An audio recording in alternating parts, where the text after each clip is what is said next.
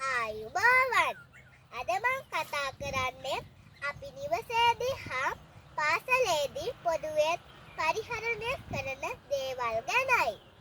අපි පරිහරණය කරන දේවල් කොටස් දෙකකට බෙදන්න පුළුවන්.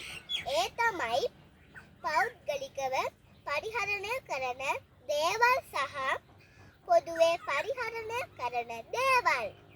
අද මං කතා කරන්නේ අපි පොදුවේ පරිහරණය කරන දේවල් ගැනයි.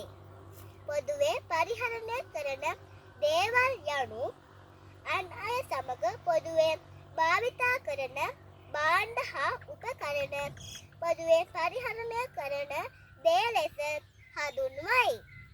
නිවසේදී අප පොදුවේ පරිහරණය කරන දේවල්: රූපවාහිනිය, ගුවන් විදුලිය, ශීතකරණය, මේසය, පුටුව, පොත් රාක්කය, ස්ත්‍රිකය, බිත්ති ඔරලෝසුව, රෙදි සෝදන මැෂිම, විදුලි උදුන, බේසම.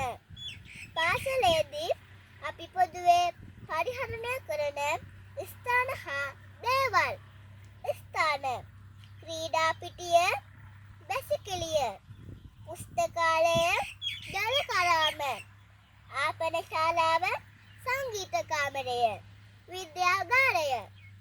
පාසලේදී පොදුවේ භාවිතා කරන දේවල්: ඩෙස්ක් පුටු, ගුරු මේසය හා ගුරු පුටුව, කළු ලෑල්ල හා